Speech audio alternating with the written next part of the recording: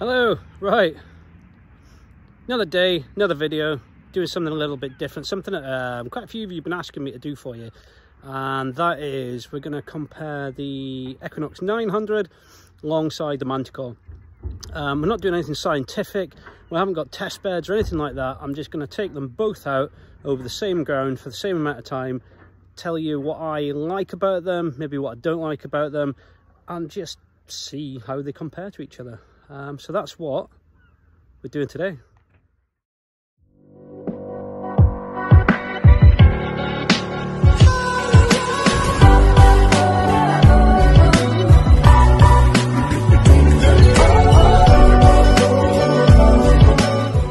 Right, so how are we going to do this?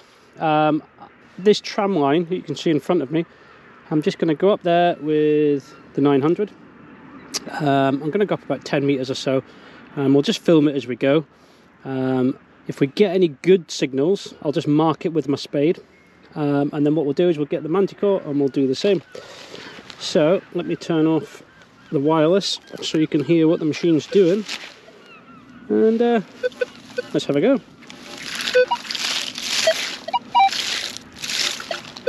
So I've got the all metal mode set so I can hear the iron grunt.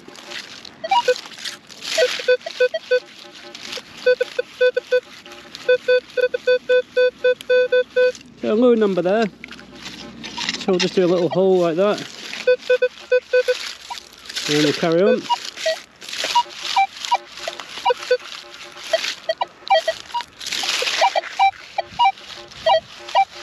Bit irony, that one.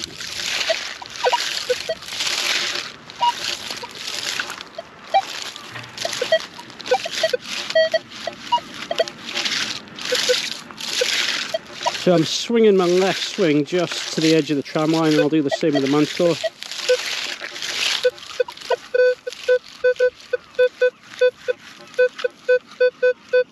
Another low number there. That's 2 so far.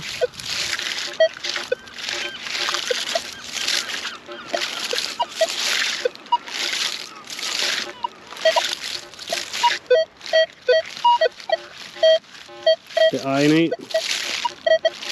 What a lovely day. Absolutely gorgeous. It's warm. It's the false spring. It'll get cold again soon, I'm sure.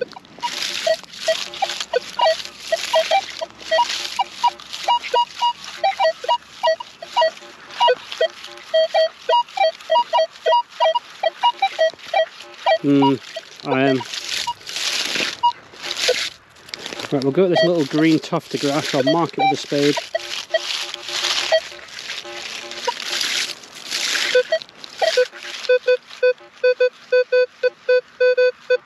Another low number, but nice and clear.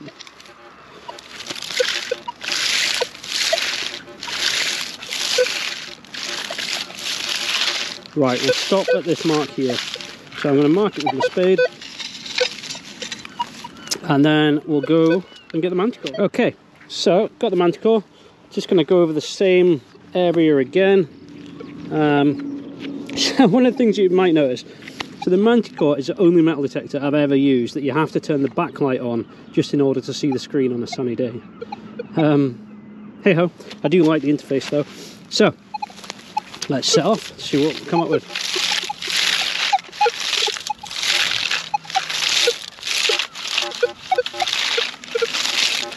What I should have mentioned, sensitivity 26. It's as high as I can get away with today here. So it's got a top setting of 35. You can hear it's actually quite chattery even at 26.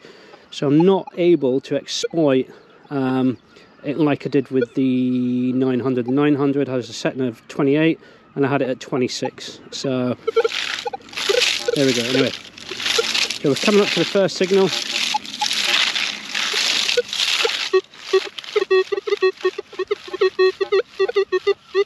It's picking it up, but very jumpy, but enough to stop you and make you dig it.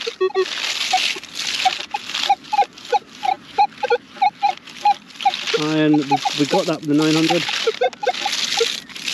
Just what makes it, I don't know how it's picking up on the camera, but the Manticore is just, no matter how you set it, chattery. And I get that, it's running more power and all the other things that Minelab tell you it's doing, so I expect it to be a bit more chattery, but it can be.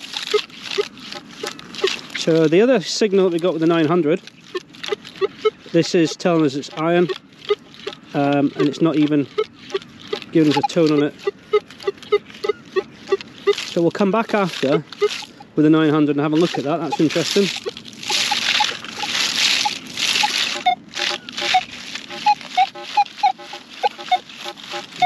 Iron. She's a chattery beast, this one.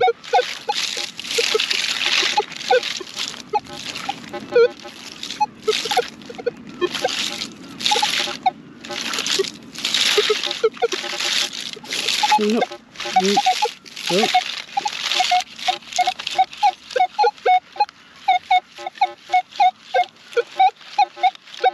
No, iron.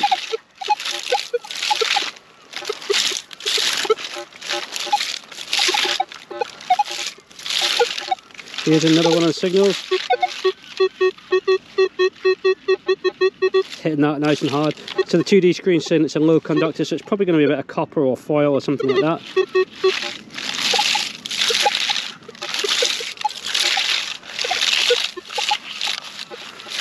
And the last signal we had with the 900, the Manticore, is jumpy, blanking it out, and coming up with a ferrous indicator.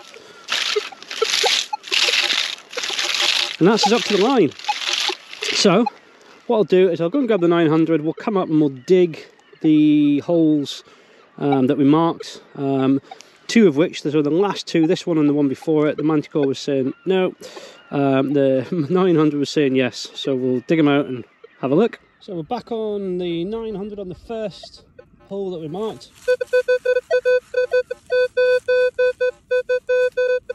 So we'll have that out and have a look.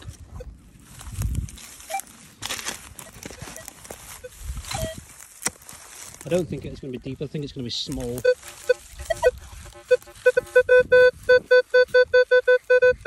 Just on the edge of the hole there, I think. So we'll dig it out and have a look.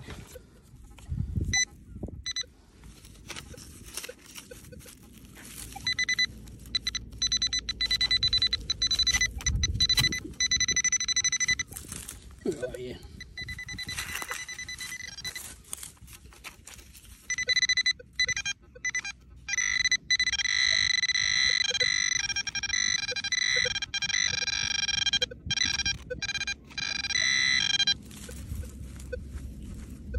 Oh, there we are, a little bit of foil.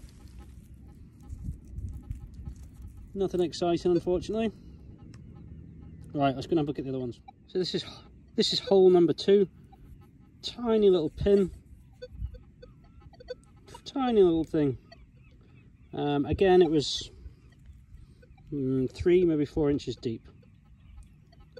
So it shows that the 900 is punching on those little targets like the Manticore does. One of the first things I commented when I first got the Manticore a couple of months ago, I said, wow, it's really hitting hard on the small targets.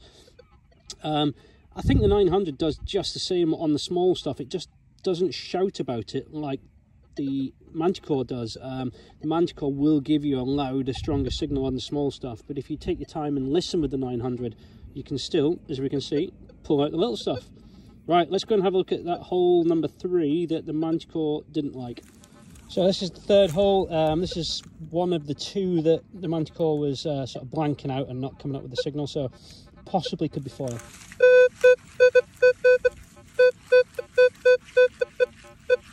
Yeah, it's a bit of an iffy one, but we'll dig it out and we'll have a little look. What I imagine is, whatever it is was sitting within the ferrous limit range of the Manticore, and that's why it was ignoring it.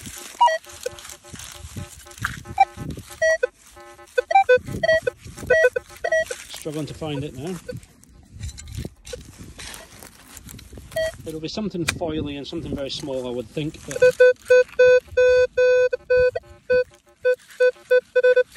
Right, it's on the edge here.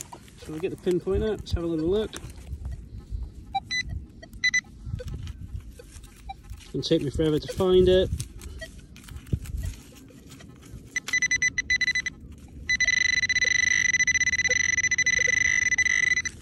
Yeah, so it's exactly as we thought. It's crunched up, rolled up foil, aluminium foil, aluminum foil for those of you who are watching this in America.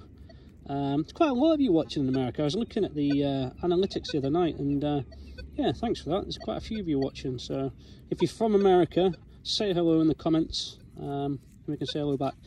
So that's in the defense of the Manticore, it was actually cancelling that out. Now, the only downside to that is we're down in the range where the hammered cut calves and cut quarters come in at. So if it's blanking it out on the preset, there is a chance that if that was a quarter hammered rather, or a half hammered, we might be missing it. Right, let's go and have a look at that last hole. So I'm back at the last hole. This is the one that the Manticore didn't pick up. And now the 900 isn't hearing it either. So, yeah. What we're going to do now is we're going to do a bit of detecting with the 900. Then we'll do the same with the Manticore. And we'll talk about the good things, we'll talk about the bad things, see what happens.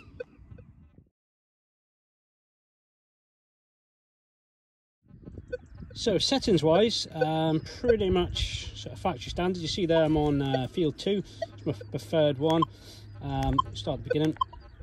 So I've noise cancelled, and that's what it's chosen. I've had the ground balance at 0, volume 25, 5 tone, and then we've got recovery speed of 5. And that's pretty much where we're at.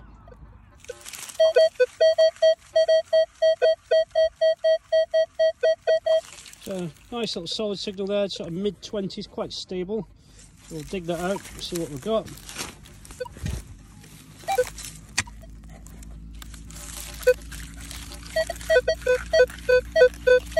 So it's out the hole.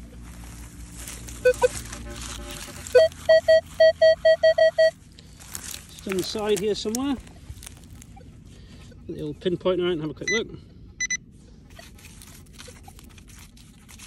Can't get over what a nice day it is today, it's glorious. Where are you? See, if this wasn't me filming and I was just doing this on my own, I'd find this in about 2 seconds. The second you turn the camera on, this happens. This thing even turned on. Yeah. Where are you? Oh.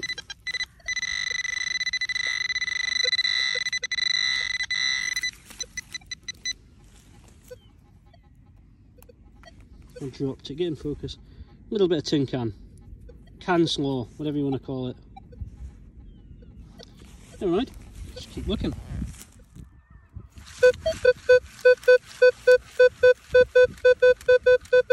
Nice solid 15 there. Let's get that out and have a look.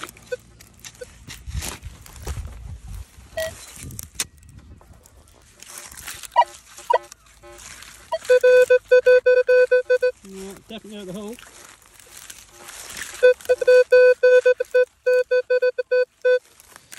Pinpoint at a time.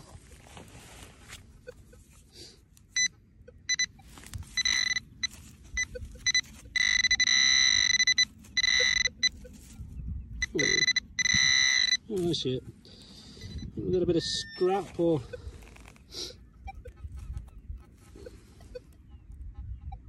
Yeah. No. What that is it patterned on that side? No. You see the lines on there. It's part of what would have been medieval or post-medieval annular brooch. So it would have been circular, hence annular brooch. It would have had a pin going across it. Rather nice. You do find these now and again around here. Rarely do you find them whole because you can see they're quite fragile, but I've got a few that I've kept that are in good condition, but great. Getting something old.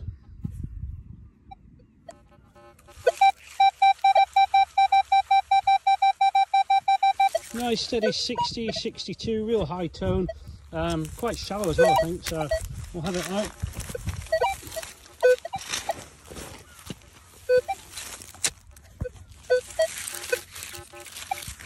Oh, where have you gone?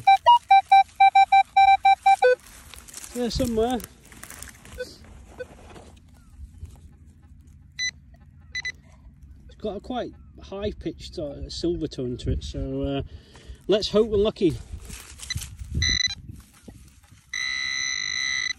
I can see it. It's not silver. However, let's get it in the sunlight. It is a coin. There's Britannia on the back. Who have we got? King George V.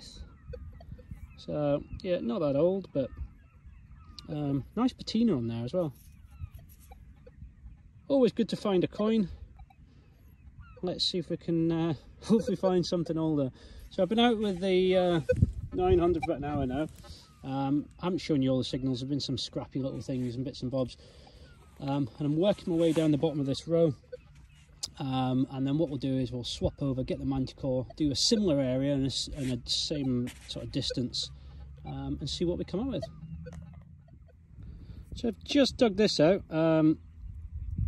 It's not exciting, by the way. It's just a bit of aluminium, but it's down about 4 inches, really solid 10.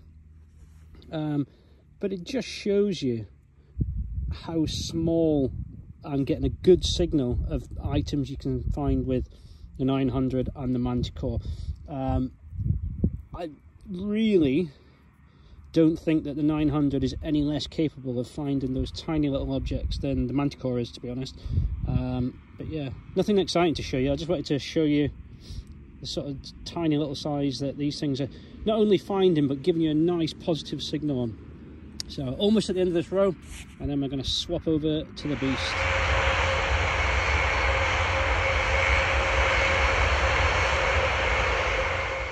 Right, so let's talk you through the settings that I'm using. Everything's from this morning, factory reset. I've really done very little to it, other than just set it up for where I am. So we've got multi-IQ, audio themes normal, 2 regional tones, ferrous volume I've dropped a little bit just so the ferrous is not overpowering. That's your standard preset for the ferrous limits in the detecting mode that I'm in. Discrimination pattern I haven't touched.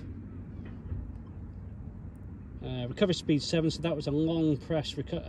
No, recovery speed is at 7. I've put it up slightly just to give it a better chance because this field's a little bit sort of scrappy and got lots of in it. Ground balance is on tracking as recommended by Minelab. Noise cancel, that's what I was talking about, the long press. So that's a long press noise cancel to find its best channel. And then I'm in all terrain general, and then volume 25. So that's what we're at. The Manticore has to be one of the only metal detectors I've ever used that you have to put the backlight on a sunny day just to be able to see the screen. It's on just now. When it's not on, with a sunny day like it is today, i.e. nice clear skies, you virtually cannot see the screen. But yeah, so there's the settings. Back on the Manticore, first signal. So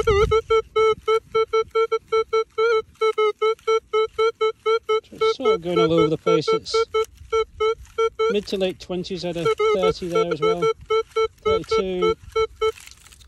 However, let's just dig it out and see what all the noise is about.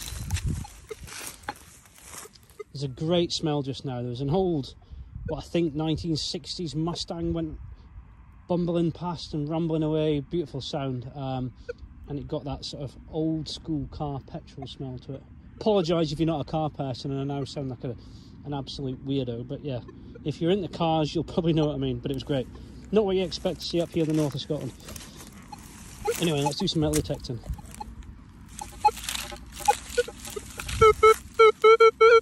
Still on the edge. We'll have another shovelful out.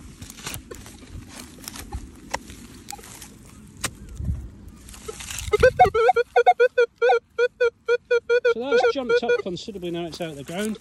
A bit more stable as well. So let's get the pinpointer in there and see what we got.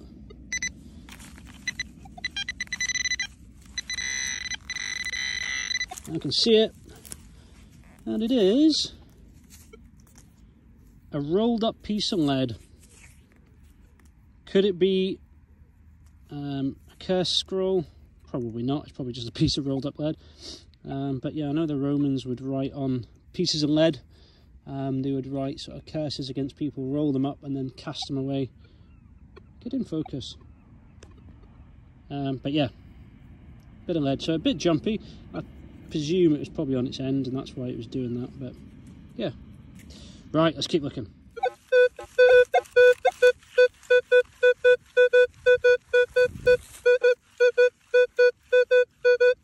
Quite a stable one that. It had a bit of an iron grunt to it when I first went over it, but we'll dig it out and we'll have a look.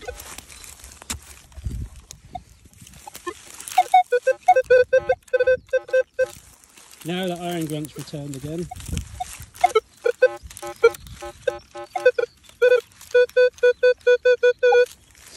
I think there was just a bit of iron beside it actually, but let's get the pinpointer out and see what we've got. And obviously I'm not going to be able to find it now I'm filming. Oh.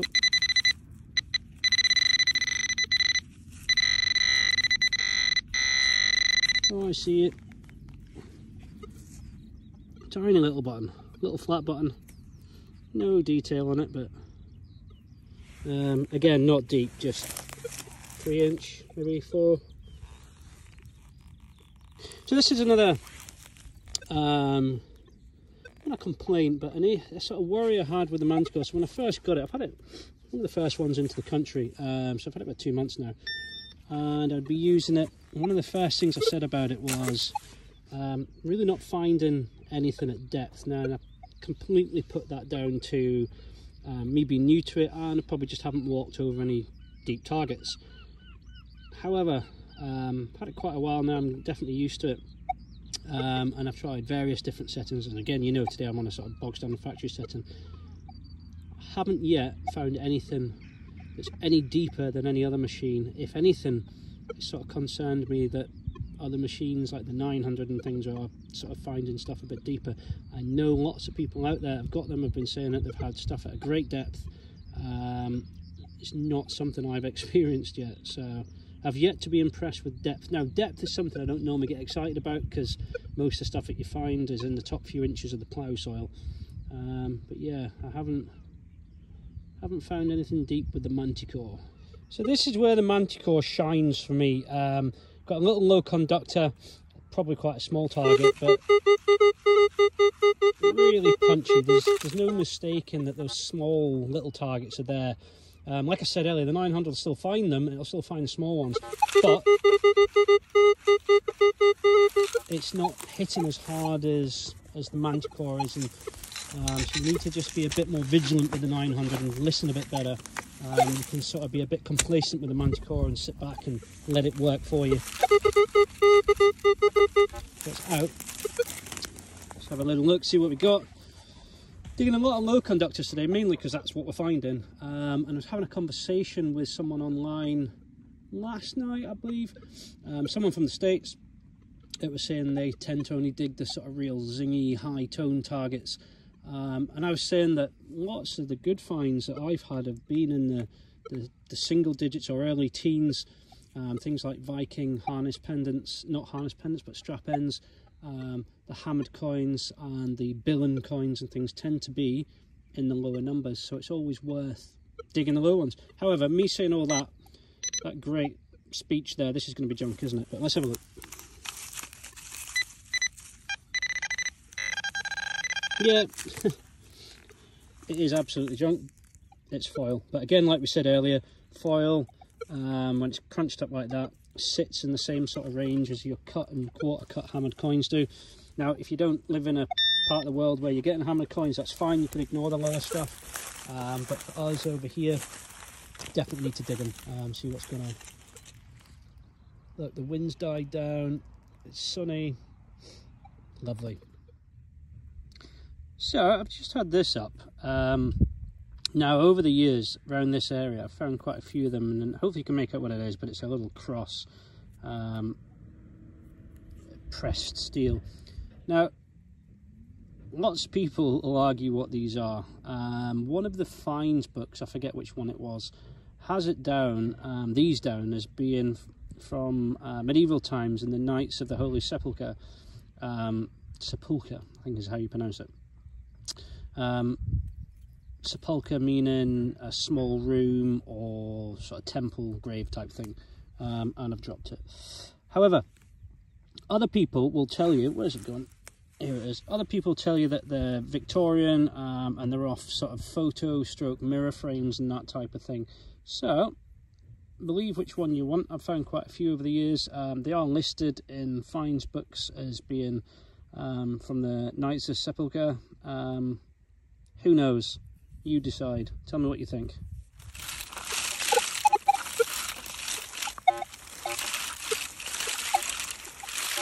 So this is the bit that I don't particularly like about the Manticore. It's just a constant blur of noise, false targets, junky VDIs.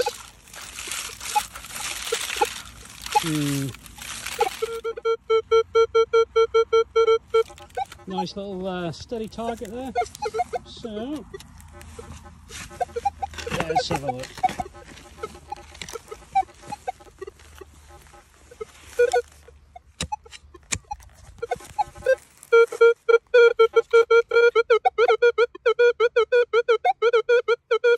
Now it doesn't know what to make of it, it's jumping all over, but we'll get the pinpointer and check it out.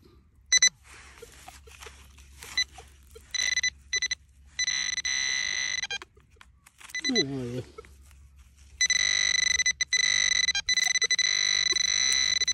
Yeah, I can see it. What have we got? Yeah, again, just a bit of scrap can or something like that. So yeah, it was quite solid when it was in the ground, and then it was a bit jumpy when it was out of the ground, but we're not doing too well in terms of exciting things to find today, but a little bit longer, and hopefully something turns up before we wrap this up. So, Manticore 900, it's not a scientific test. I haven't done test beds and air tests and all the other weird tests that people make up and then think are fact. What we did is we initially went over the same ground with both machines just to see what the difference was, and then we just took them both out and went detecting in roughly the same area. Didn't go over the same ground again, just to see how we get on. Now, the actual comparing the two against each other right from the start isn't really fair, because the 900 is what, £700–800 cheaper than the Manticore, so really we shouldn't even be looking at them side by side. There's lots of interest in the 900, lots of people using it, and then obviously we've got the Manticore, huge amount of interest. So I just wanted to sort of put some context on what the differences is. Now let's think about the 900. I've done loads of videos about the 900 already. I really enjoy the 900, think it's a great machine. Where does it lack? It isn't perhaps as sharp and punchy on the targets as the 900, as the Manticore. It will find them and you get those signals, but they don't ring out and shout like the Manticore does. So not quite the same in that area. Is it separation any less than the Manticore? Possibly not quite as fast, but you'd have to be looking hard to see the difference, I think, anyway. So all round, I really like the 900. There's just nothing to really not like about it. There's a few things that I've changed. For example, the ML85 headphones, they're just basically a wireless version of the ML80s that we got on the old Equinoxes. Not the best. I was hoping when the 900 came out, Minelab would have upgraded these and gave us something better, but they didn't. However, they are considerably better than the Manticore's 105s. Now, the 105s are relatively comfortable. They're slightly bigger. They sit over the ears, and I like that, and I've talked about this before. But they have some issues. Wind noise. They just amplify wind so much so that it really detracts from the tones and becomes quite bothersome. So something needs to be done with that. They're not waterproof in any way, they're not shower proof, and they have the holes, we've talked about that before, that sit right over the battery. So something needs to be done about these, because it's not just me talking about it. A lot of Manticore users are saying not keen on these headphones. The Manticore, right, where are we at with that? So we talked about it in the past. The interface, I love it. It's intuitive, it's easy to use.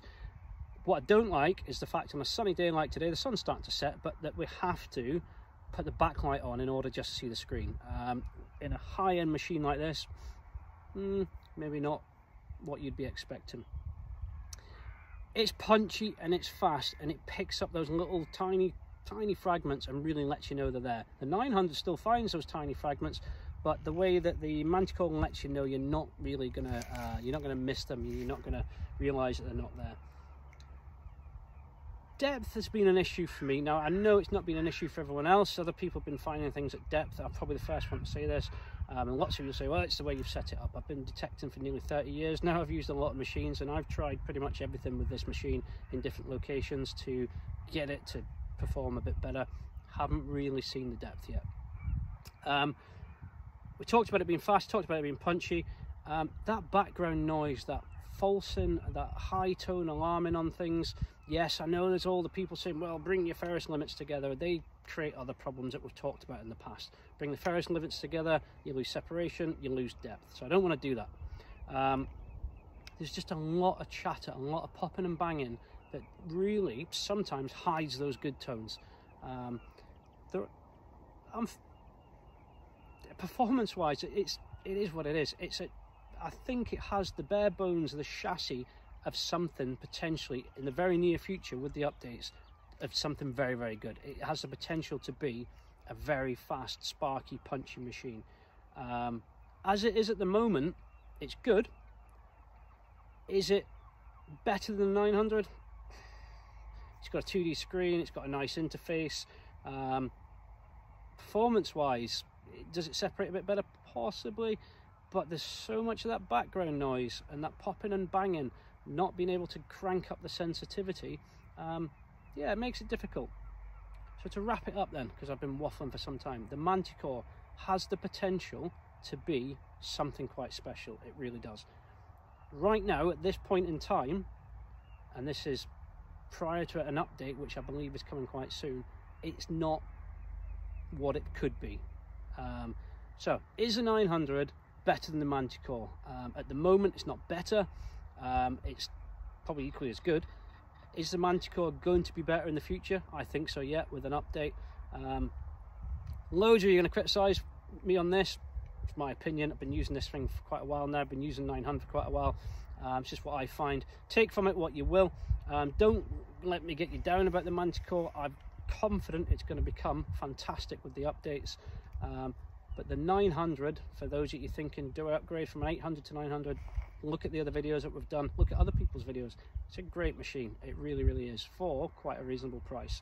So I'm going to wrap it up. The sun's starting to set. It's been a gorgeous day. We haven't found anything too exciting, but we're just having a look at the two different machines, seeing what we think, seeing if anything stands out between the two of them. For the 900, I'm not biased toward the 900. I just like how calm and settled it is. I do like a hot and sparky machine. This is a bit too peppery at the moment. It needs some software changes, possibly, just to really let you wring its neck and use its full potential, and calm it in a way that we can then start to open up the sensitivity. I think once we can start using higher sensitivity settings on the Manticore, calm down that background chatter, I think it's going to be something quite good. So please, if you like this sort of stuff, do give it a subscribe, give it a thumbs up. It really, really does help, especially when you click the subscribe button. Go and check out the podcast where Chris Rogers and I talk about all this stuff that we cover.